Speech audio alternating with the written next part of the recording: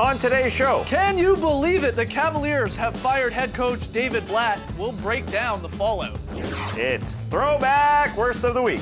We reminisce over Kobe's special night. Sorry, Toronto. And we've got a little bit of everything in this week's action-packed Top 10. It's Friday, January 22nd. The starter starts now.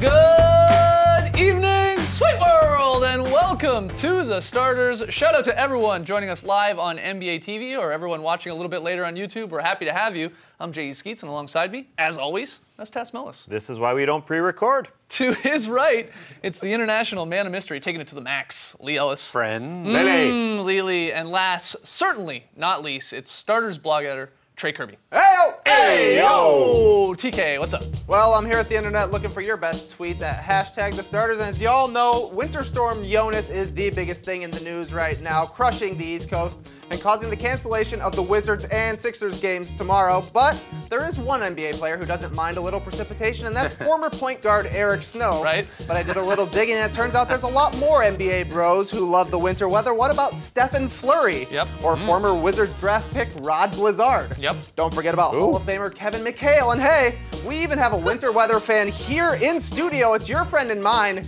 J.E. Sleets. Yeah. Well, I got the We the North sweater on. Yeah, perfect. Man, you look tough, actually, to be honest with you. But this is where you come in. What's your favorite NBA winter weather? Tweet us your best answers at #TheStarters. We'll see them a bit later, and please be safe out there. All right, everyone, be safe. Keep those tweets coming, though. All right, we got an action-packed show. We got Worst of the Week. We got Top 10, and we had a very interesting afternoon. Breaking news, of course, this afternoon.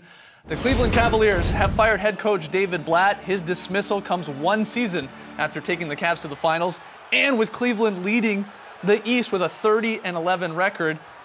Crazy, crazy stuff. Here is Cavs GM David Griffin, who had strong words about his decision to move on from David Blatt. We are a team, unfortunately, that struggles more than any good team I've ever been with, and this is my 24th year in the NBA, with prosperity. I've never seen a locker room not be as connected after wins as they need to be. We've only been galvanized when expectations were not high. We've been a group of tremendous individual talent with individual hopes and dreams. That's not a winning formula. Former NBA player, top assistant to Blatt, Tyronn Lue. He's going to take over as the head coach for the Cavs. No interim on that as well. Could be for a couple years, reportedly maybe even a multi-year deal. Again, bit of a wild afternoon. Not many people saw this coming. What do you think about the Cavs' decision to fire David Blatt today? I think it has to be because LeBron doesn't like David Blatt. I find it difficult to believe that they would hire David Blatt a year and a half ago. Their first year, David Blatt goes to the NBA Finals. They win 2 games against the Golden State Warriors without Kyrie Irving and Kevin Love. And then to fire him when they're the #1 seed in the Eastern Conference. They've lost 11 games, but 3 have been to Golden State and San Antonio, and 2 of them were extremely close. Right. You know, I don't want to break down each and every game. Brian Windhorst reports that LeBron was not consulted, but at the same time, Adrian Wojnarowski reports that LeBron and his agent Rich Paul have advocated for Lue since last season. So do you really need to even talk to LeBron to make this deal? Right. I find it very difficult to believe that you wouldn't give a guy a second chance after going to the NBA Finals if your lead guy doesn't believe in him. I think that's exactly why it happened. It really doesn't make any sense. LeBron was brought in after David Blatt. I don't think David Blatt is a LeBron guy. Kevin Love is a LeBron guy. I think Kevin Love is going to stick around, and Tyronn Lue is a LeBron guy. It all makes sense from that standpoint. David Griffin, the general manager, was pretty adamant in his press conference this afternoon saying he didn't consult LeBron. He kept saying it was his decision. His decision. He's owning this. But again, that doesn't necessarily mean that he didn't, through back channels, get LeBron's input on this decision, because I don't think you make a decision like this unless you consult the best player on your team, who, remember, has got an option coming out of this season for his contract. Of course. I don't think LeBron's leaving. That's a whole different conversation for another day. But I think that David Griffin, about this time last year, more or less, was when he made that big move to get the trade of bringing in Shumpert and J.R. Smith. And I think he felt, after watching the last week when they lost to the San Antonio Spurs and the Warriors, that they are still a fair way behind those two teams, and he had to do something. They can't really afford to make another trade, a big splash in that area. So that means that David Blatt, logically, is the next step they have to take, and he was the guy who went down today. Yeah, I agree with Tass here, though, because this isn't really what's happening in the win-loss column here. I mean, or a ton of other metrics when it comes to how good this team is. Top 5 offense, right there, defense and point differential. Of course, one of the better teams in the league, just with the 30 wins. It is a thing, to me, that happened right from the get-go when, oh, wow, they suddenly ended up with LeBron after having David Blatt. And I think it's sort of been the worst-kept secret that this is, that Blatt sort of has this locker room. He doesn't. Yeah. Lou has it way more. To some extent, he may have already been, in a way, coaching this team, and that's why, and I think Dave Griffin talked about this a little bit, this is sort of an easy transition to go to Lou. Now, whether or not, Lou has never been an NBA head coach in this league. I mean, look, he was learned his offense under Doc Rivers, his defense under Tom Thibodeau. I mean, so he's learned from the best of them. Yeah. But it's a little different beast when you're actually the head coach, right? And this scene on Monday at the end of the Warriors game, the fourth quarter, when LeBron was talking to Tyronn Lue and seemingly complaining about something, is what people are pointing to say, well, I mean, sealed it. That's what sealed David Blatt's firing, and that he is in love with Tyronn Lue as his head coach. We've heard that Tyronn Lue for a long time is a highly regarded assistant coach. A lot of people think he was going to be a head coach at some point. He was the highest paid assistant in the league but for a long I don't time. think this is how he still wanted his first opportunity as a head coach to come about, because he doesn't have a chance to put in his own system from a pre-season and from a summer. And so now he has to win immediately, because they're in win-now mode. He hasn't got any time. He hasn't got a honeymoon period where he can sort of figure things out. They have to start winning straight away, keep it up, and they have to basically change the way they were playing as well, which is a difficult thing to do when you're a new head coach. So he's under a lot of pressure. The timing is what's shocking about this, because it's, they get killed by Golden State on MLK Day, but then they come back and they stomp the Nets, they take care of the Clippers, they've won 11 of their last 13. That's what's odd about this. It's not like they sort of go on this 4 or 5 game lull, they're dropping games they shouldn't. I mean, they're dropping games they should, because they're playing some of the better teams in your Spurs and the Warriors over the last couple weeks, but they're taking care of business against everyone else. That's what's confusing about the timing. And that this is a championship level team willing to turn its coach over in the middle of the year. Which team in history has won a championship when firing their coach in the middle of the season? The Heat. The Miami Heat. The last team to do it was Stan Van Gundy resigning and Pat Riley taking over. But you had a championship coach come down and say, all right. Well, that's true. That's the difference here. Pat Riley had already won multiple championships with the Lakers, so he had the experience, and he was also the GM of the team at the time. So that's what's a little surprising to me. To me, this means that Kevin Love isn't going anywhere, because I don't think they make this huge move and have to bring in Tyronn Lue, have to undergo all of that, and then go trade Kevin Love and have to deal with another huge roster change. I think, as I mentioned before, Kevin Love is LeBron's guy. They sat by the pool. They sat and they decided, all right, you coming back? You with me? We're going to do it. LeBron is cool with Kevin Love. I feel that. But David Blatt was not under that. Was not part of that same clique. I think, though, Kevin Love we're going to see a big difference in him now, because I think he and David Blatt didn't necessarily see eye to eye. And I think that's one of the reasons why the Cavs have struggled a little bit, because he's struggled a little bit since a great start to the season. And I think that Tyronn Lue has to find a way to get him going, because he's an all-star player, but he hasn't been producing at that level in the last few weeks. It was fascinating, though, to hear a GM talk about his team, again, 30-11, and all he kept coming back to was he's in the locker room after the games, after they win. And he's looking around going, this isn't, in his opinion, David Griffin I'm speaking of course, this isn't how a team should be acting when you're winning all these games.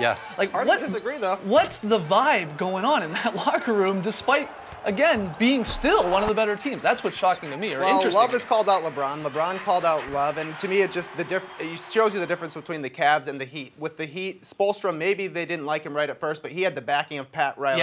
With this, it's LeBron has the backing of whoever is at the top of the food chain. So to me, it just seems like they don't necessarily know that they have to respect what David Blatt wants. I think they're probably going to like Tyronn Lue a little bit better, just because he's kind of handpicked. Yeah, I just find it, again, it's January. This team is on pace for 60 wins. Kyrie Irving has played in about a third of the games. Mozgov's been hurt. Shumpert's been hurt. They didn't have their starting backcourt for a long time. You'd think David Blatt would get a second shot at a playoffs after he went to the finals without his starting guys.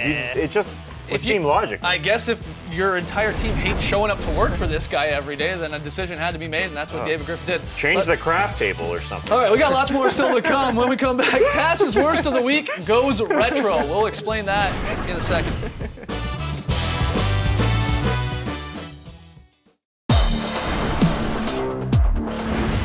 All right, this is the point of the week where we hand out the dishonor to someone in the NBA family that has done wrong in the eyes of the starters. It's time for Worst of the Week. Ladies and gentlemen, the Worst of the Week.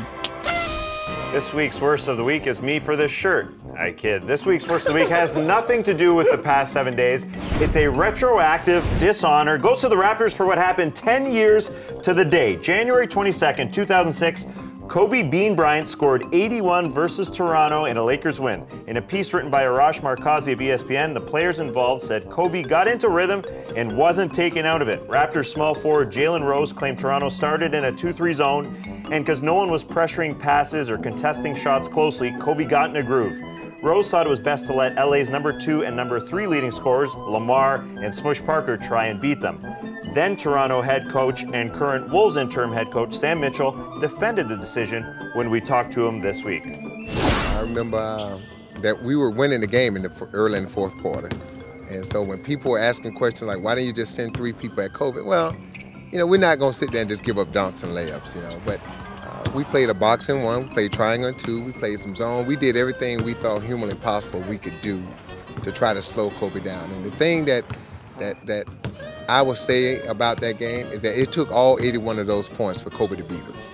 If he would have had 65, we would have won the game comfortable. The Raptors were up for most of the game, and Sam Mitchell told his guys he can score 100. I don't care, as long as we win. But late in the third, Kobe started scorching even by Kobe standards. He had 26 at half, but his 27 in the third alone gave LA the lead going into the fourth. Then it was over. He was in a Blake Griffin-like zone. Another 28 in the fourth gave him 81 and his team the victory. He later told Markazi, I should have had 90 or more. There were many opportunities I missed. Kobe Bean Bryant. The Raptors, retroactively, your worst of the week. Oh, wow. I like it. He had hit 62 free throws and was in a row and was mad at himself that he missed a couple.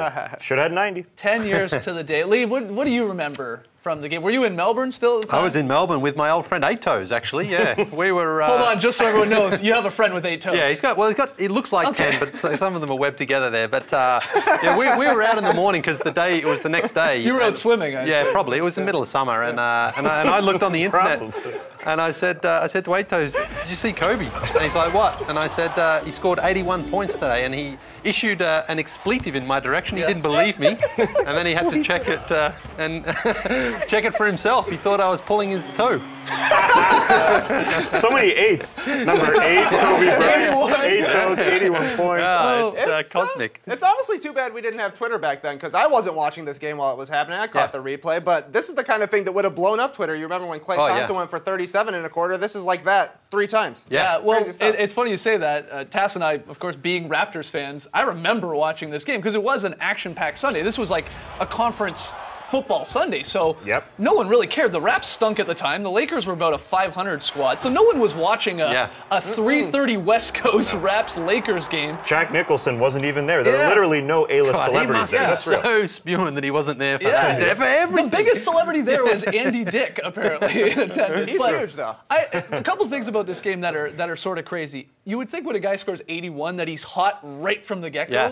And Kobe really wasn't. I mean, he had something like 26 at the half, and Tass said it. Then he goes for 55 in the second half. That's bonkers. And then it's also strange that they're trailing for a huge part of this game. But when you look at who the Lakers had, you had Kobe, you had Lamar Odom, who was great, but in this game shot 1 of 7, and then Kwame Brown, Chris Mim, Smush Parker.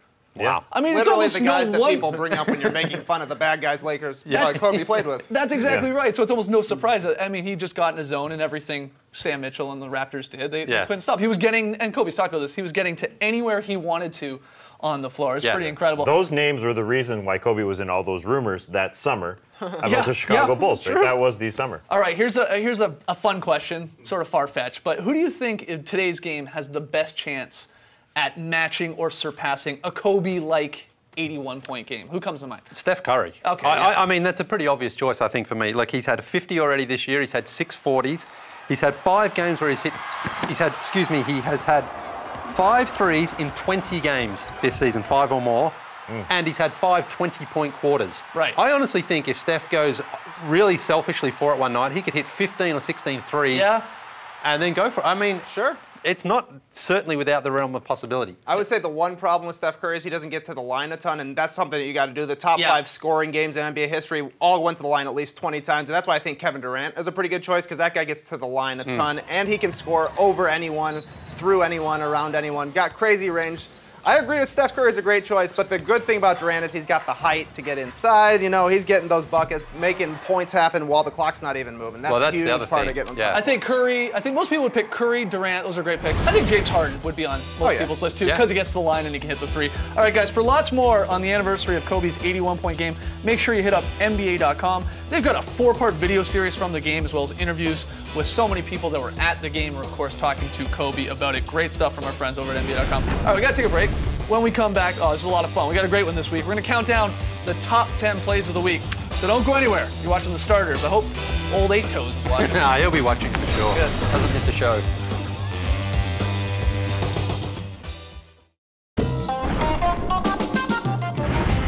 Welcome back to the starters here on a Friday. We asked you earlier in the show to hit us up on Twitter with what's your favorite NBA winter weather? And we got some great responses from the fans out there, Trey. A lot of great responses. I love this one from Nick Caguin, who says, since the game is canceled tomorrow, shout out to Philly with Nerlens Snowell. That's good. Love the way it flows. Yeah. I also like Inside Hoops, who says, shout out to the legendary Tex Winter. Oh, good Very one. nice. Yeah. And this man knows the key to my heart, Kevin Aquino with the Brad Miller. You're gonna get on the show if you mention Brad Miller. All right, keep them coming. What's your favorite NBA winter weather? All right, guys. Let's get to the top 10 plays of the week. The top 10 plays that made us celebrate, presented by Ciroc. Thanks, Tess. At number 10, it's Rondo driving the lane and falling hard. He flushes it home on Ryan Kelly. True story, I went to school with a kid named Ryan Kelly. Got kicked out of class for playing with micro machines. Wow. Wow, cool story, bro. At number 9, Anthony Davis finishes a game in style. He's rocking the rim on that one. Oh boy, game-winning Every week, man. game-winning oop right there. 2 seconds remaining. We got to run this a little more often, I think. Yeah. Need to work. At number 8, Heat rookie Josh Richardson down the lane, looking like Jason Richardson out here. Here's another cool little fact for you guys. Josh enjoys playing the classical piano. Wow. There you go. Forget about that new age piano. At number 7, Giannis Antetokounmpo goes right through Dwayne Wade. Yeah. Get off me, and then the lefty finish. You know, I went to high school with a kid named Giannis Antetokounmpo. JK, his name was Rick Antetokounmpo. That is bully bull. At number 6, a couple of excellent plays from Will Barton. Look at this heads-up play off the tip. Got to beat the buzzer. He does it. Wow. That's incredible. Same game, a little sexier. Give me the 360 layup. In traffic. Will Barton having a highlight show here against the Pacers. And this was the same game where he dapped up a baby. Oh, yeah. Nice. Well, What a game. That's the hat trick right Great there. work by Dad getting that baby dap ready. At number 5, Pau Gasol with a little spin and drop off to Derrick Rose. Giving, Love it. going, spinning, That's dropping. nice. That's nice. Very beautiful. Little flair for Yes. That was the dream, that play right there. That was the dream of the Bulls. Gasol. Let's stick with Derrick Rose. It was a good week for D Rose. Look at him cross up the Aussie. Andrew Bogut, see you later. Oh, yeah. Now look, you're going to say he didn't finish it. What does it matter? Well, actually he did finish because there was a goaltending called on the play. You're going to see Draymond's hand get it there. Hey, Bogut Bad got call. back in the play. That was nice. Oh, yeah, Bogey got back and fouled him. Yeah, that was nasty. At number 3, just watch. No words needed. Kyrie dancing. James Harden getting out of the way. Good job. But that is beautiful stuff. Look at the finish, though, as well. The other side of the rim, the hang time. He beat 4 Rockets here. Yeah. Okay, bye. And last one. We need a layup contest. The last one. All right, at number 2, I got 3 Westbrook dunks. I want you guys to judge them, okay? 10. A 10. right away. 8. 8.8. Yeah, I like 8. All right, here's this his is next a one. 10. This one's, that's nasty. I'm giving them all 8 for 8 toes. The air is thinner and drier in Denver, and there's the U. What do you get this? That's the standard one. Yeah, for too Westbrook. I still standard. give that a 9. We didn't finish I'm with a the best. generous. Grader. Not bad, not I'm a bad. generous Just had grader. his own dunk contest there. At number 1, Rudy Gobert with a block. Number 1 play is a block this week Get out. because of the Stifle Tower, the French rejection. Actually, he likes Godzilla the best, he told Zach. That's Lowe. it. Yeah. I like it. That's not bad. All right, crazy top 10 this week. We got to take one more break, but when we come back, Lili's very solid play of the night. This play somehow didn't make the top 10. He's looking at a photo of 8 toes right now.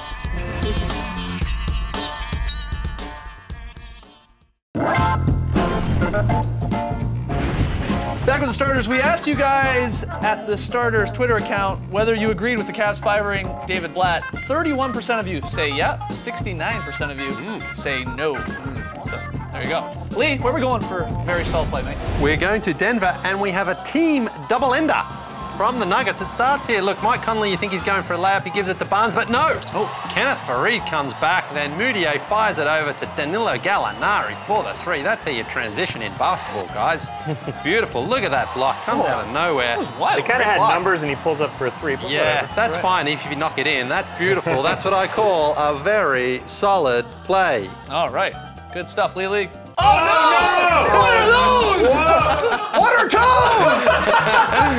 There's a late toes! no, Get no. that off the screen! I was my not goodness. expecting Cut that. it! Cut it! Cut it! You'll have to Cut take it. my word for it that he's Jeez. got the full complement All on right, his look, left. I don't mean to disrespect the weekend here, but it's tough not to get excited about Monday. We got a great doubleheader here on NBA TV. We're sending Lee and his 10, or 2 thumbs, I should say, to Cleveland for the Wolves-Cavs game. And 2 then, thumbs of and course, 10 toes. Yeah. the nightcap is fire, guys. It's San Antonio at Golden State, live on the network, NBA TV. This, of course, the first time Spurs and Warriors are playing each other this season. Can't wait. In Warriors news, we just learned today that Warriors coach Steve Kerr, he is returning to the bench. He announced this morning after shoot-around, he's going to coach the Dubs tonight in a home game against the Pacers. He told this to reporters, "What can you say about Luke? I thought maybe he'd go 40-3, but 39-4. We'll have to settle for that." Yeah, he's ready to go. It's already great to have he's Steve dropping the Kerr. fingers. Already great to have Steve Kerr back. All right, guys, we recorded our 3rd super long podcast of the week. It is up on iTunes. It's up on Google Play. It's a normal drop. We actually talk a lot. This was before the David Blatt firing. So we talk a lot about the all-star starters, some of the surprises from the results that we saw on TNT last night. And we make our cases for some of the reserves, our early picks for reserves. We're going to have some fun on the TV show next week. We'll see if any of our picks change. We're already changing them. Over the weekend. So that, again, is up on iTunes, our website, Google Play. You can find it. Tons of podcasts from our 10-year anniversary this week. A lot of fun. The thing I like about the Steve Kerr news is that this is another rallying point for the Warriors. Not that they needed one, but they want to win on Monday. This is a big win for them. It's going to be a huge game. Can't wait. We're back 5:30 on Monday. Thanks for joining us, folks. And remember, you should never have to look at that. That is disgusting. No. No. Have a horrible weekend.